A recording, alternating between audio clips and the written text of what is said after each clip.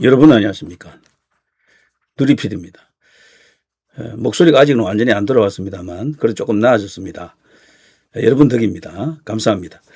자, 트럼프 대통령의 명운이 걸렸다 이런 표현이 조금 어색하긴 한데, 그러나 미국이라는 나라가 뭐 민주주의를 극한으로 끌어올린 나라 아닙니까? 그래서 선거야말로 민주주의의 요체고 꽃인데, 트럼프 대통령에게 그야말로 이제 심판장이 바로 금년에 열리는 중간 선거가 되겠죠. 중간 선거. 여기서 이제 지느냐 이기느냐, 이것이 이제 트럼프 대통령이 생각하고 있는 거대한 지구 재편성 관계, 그 이슈가 성공하느냐 성공하지 못하느냐, 그게 결정될 수가 있습니다. 국내에 일단 권력을 쥐고 정치적 힘을 갖고 있어야 되잖아요. 그러자면은 이 중간평가 선거인 중간선거에서 이겨야 됩니다. 2026년 11월 3일이거든요. 약 한 10달 남았는데 정말 어떻게 될지. 지금 현재는 공화당이 상하 양원 다 쥐고 있습니다. 그러니까 트럼프 대통령은 절대적인 권력을 갖고 있어요. 공화당만 밀어주면 못하는 게 없습니다, 사실은. 근데 여기서 하나라도 삐끗하면 큰일 나죠. 하원 하나만 날아가더라도 그야말로 이제 레임덕 비슷하게 올 수가 있어요. 상원도 마찬가지입니다.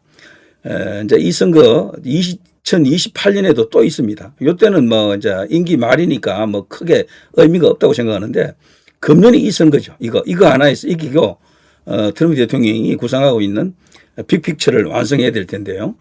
자, 그런데 지금 관세, 크게 지금 치중하는 게 관세, 그리고 미국의 국익 챙기기입니다.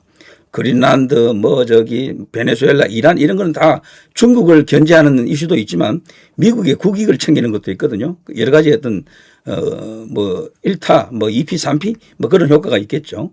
거기다가 안보 이슈에 있어서 미국이 그동안 너무도 많은 지출을 했습니다. 그런데 돌아오는 것은 리턴이 별로 좋지가 않았어요. 거기에 대해서 새로운 어떤 질서를 만들고 있고, 유엔 체제를 지금 허물어뜨리고 있는 거죠. 새로운 평화 체제, 평화 연대를 지금 만들려고 하는 거고. 자, 그러자면 트럼프 대통령이 힘을 가져야 됩니다. 힘을. 이민 문제도 완성을 해야 되고, 거기다가 마약 카르텔 이것도 분쇄해야 되고, 여러 가지 어떤 어려운 일들이 있습니다. 거기다가 중국의 부상을 계속해서 억제를 해야 되고요.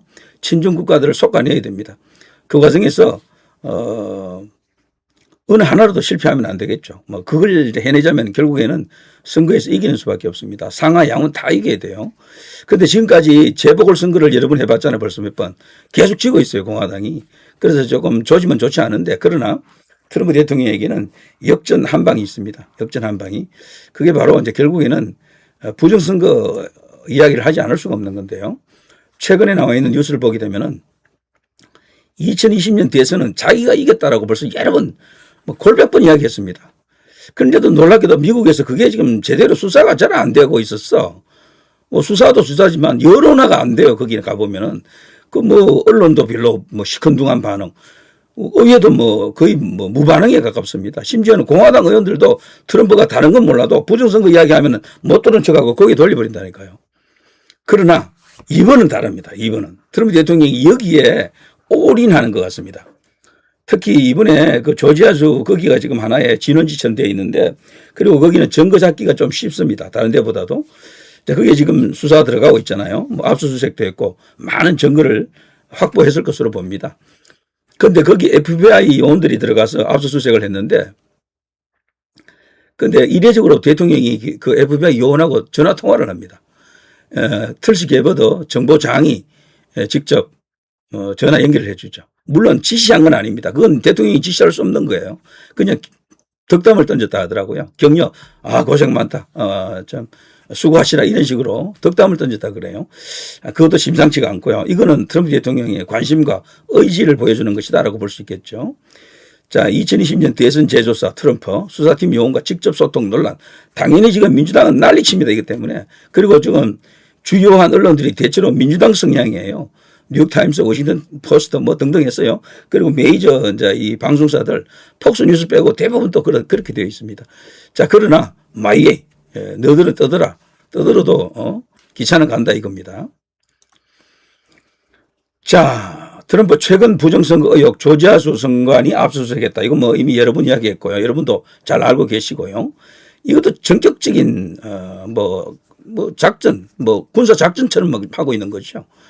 자, FBI 조지아주 선관위 전격 압수수색, 트럼프의 부정선거 척결, 그 의지가 본격적으로 드러났다라는 겁니다. 지금 최근에 재보궐선거 해보면은 뉴욕 주지사는 압도적으로 졌고, 플로리다에서도 졌고, 이번에 텍사스에서도 졌잖아요.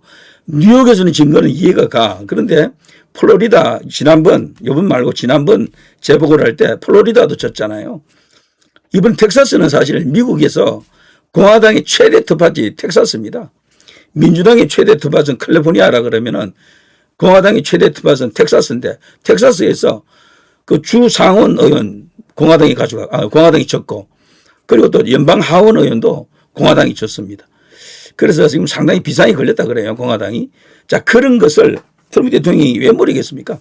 큰 거 한 방이 이때 나와야 되는 거죠. 그래서 이 부정선거 이슈를 이번에 오래 끌고 가지 않을 것 같아요. 한 몇 달 안에 일단 쑤셔 붙이려고 승부 보려고 하는 것 같습니다. 트럼프 국제 부정선거 카르텔 재확인, 여기 이제 SCIF라고요. 여기는 주로 안보, 군사, 정치 이런 관련 그 자료들을 올리는 그 계정인데요.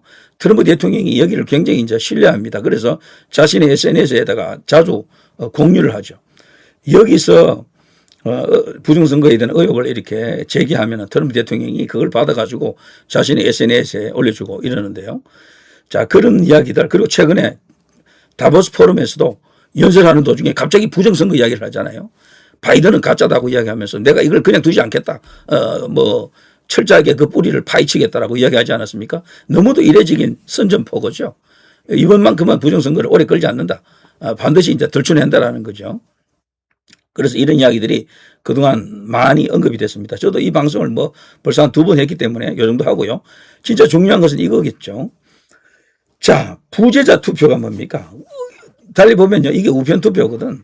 우리로 치면 이 사전 투표할 때 관외 투표입니다. 관외. 이게 문제거든. 제일 문제가 관외야. 내가 사는 지역은 여기 A 지역인데 일부러 B 지역 가서 투표하는 놈들도 많아요. 왜?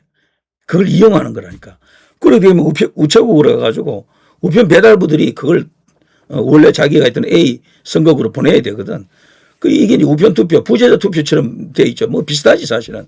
그러니까 여기에 조작 이슈가 들어가기가 참 쉽습니다. 사람 안 보이는 데서 며칠 이렇게 잠재우고 있잖아요. 어디 그냥 창고 같은 데 갖다 놓고 3일 정도, 4일 정도 있잖아요. 이게 너무도 말이 안 된다라는 거지. 트럼프 대통령도 여기에 대해서는 충분히 인식을 하고 있습니다. 선거의 공정성을 위해서 이 지금 의혹이 많은 부재자 투표 종식한다. 직접 와서 선거하라는 이야기입니다. 직접 와서. 가장 좋은 것은 사전 투표 없애버리고 당일 투표 딱 해가지고 직접 수개표하는 게 제일 좋겠죠. 궁극적으로는 그렇게 나가야 될 겁니다. 충분히 가능성 있다라고 봅니다. 가능성. 자, 이 이야기를 조금 할 필요가 있습니다. 부재자 투표 종식 선언이라고 하는 이게 만일에 된다 그러면은 미국도 진일보하는 거죠. 트럼프 대통령이 이렇게 말했습니다. 우편 투표와 부재자 투표는 부정부패의 원상이다. 이를 제한하거나 폐지하기 위한 강력한 행정명령을 추진한다. 그러면서 방안을 내놨는데요.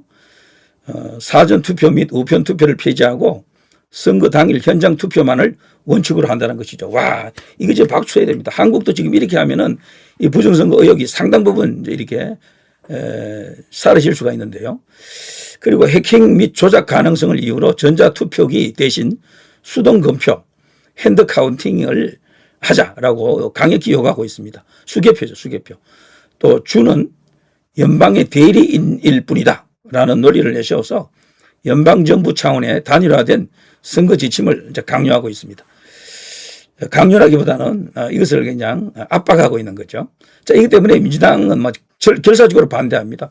이거 반대할 이유가 없거든. 근데 왜 반대합니까? 민주당이? 한국도 마찬가지일 거야. 이렇게 하자 그러면은 당연히 민주당에서 반대하고 나서겠죠. 근데 문제는 한국에서는 국민의힘에서 이렇게 트럼프 대통령처럼 이야기할 수 있는 사람이 한 명도 없다라는 이야기야. 한 명도 없어요. 자, 그게 이제 차이라면 차이겠죠. 그러니까 트럼프 대통령이 있을 때 이 부정선거 이슈는 해결을 봐야 됩니다. 지금 유력한 친민주당 성향의 언론들도 나서가지고 이거 막으려고 난립니다 지금. 그래서 소송 걸고 막 온갖 일이 이제 터질 거예요. 그 정도로 이 사전 투표 같은 이 이제 우편 투표, 부재자 투표 이걸 없애고 직접 현장에 나와서 당일 투표하자 이쪽으로 가게 되면, 그리고 수개표로 가게 되면 뭐 게임 끝인 거죠. 부정선거 세력들이 그냥 완전히 백기투항할 수밖에 없습니다. 일망타진할 수밖에 없다. 이제 그거를 지금 트럼프 대통령이 지금 시도하고 있습니다. 상당히 강한 추진력과 의지를 갖고 밀어붙이고 있거든요. 이것만 성공하면 우리도 그렇게 해야 되겠죠. 그렇게 하자고 또 운동을 해야 될 것이고, 그 전에 이 과정에서 어쨌거나 뭔가 사례가 드러날 겁니다. 이게 성사되려면은 한 사례를 찾아내야 돼요. 부정선거가 있었다라는 분명한 사례를, 그걸 주장해서는 안 되고 그게 국가 공식 기구에서 기관에서 부정선거다라고 딱 이렇게 인정을 해야 돼요. 이제 유권 해석이 나와야 돼. 그걸 딱 받는 순간 트럼프 대통령이 봐라 말이야 이러면서 그냥 특급 성명을 발표하겠죠. 뭐 베네수엘라, 뭐 한국, 뭐 이런 나라들이 거론될 수가 있습니다. 지금 뭐 미국에서 주장하는 내용을 보게 되면요, 이런 부정선거 의혹이 있는 나라들이 100개국이 넘는데요. 100개국이 너무도 많다고 합니다. 트럼프 대통령이 이걸 다 보고 다 받았죠. 온갖 정보를 통해서 다 알고 있습니다. 그러나 한꺼번에 다 까면은 이게 신빙성이 없어요. 한 개의 사례를 찾아야 되거든. 그게 바로 베네수엘라 그리고 조지아입니다. 여기서 뭔가 이게 커넥션을 찾아내는 거지. 그러면 이게 세계로 확 퍼질 수가 있습니다. 인천의 AF 한국중앙선거관리위원회가 연루가 됐다면 거기서도 다 폭로가 되겠죠. 그러면은 그야말로 기적 같은 상황이 벌어집니다. 트럼프 대통령이 중간선거에서 압승할 수 있는 그런 상태로 갈 수가 있겠죠. 참고로요, 중간선거는 이렇습니다. 상원 의원 100석 중에 35석, 약 3분의 1 갈고, 하원은 전체 다 갈고요. 주지사는 50석 중에 36명. 뭐 엄청나게 많이 가네. 50명 중에 36명. 그리고 워싱턴 DC의 시장 및 주지사 3석, 각 주의 주무장관 47석 중에 32석, 각 주의 법무장관 51석 중 33석.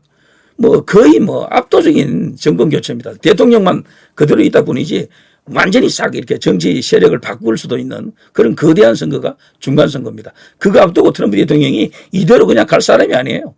이걸 갖고 부정선거 갖고 여기서 한번 승부를 걸고 있다. 올인하고 있다.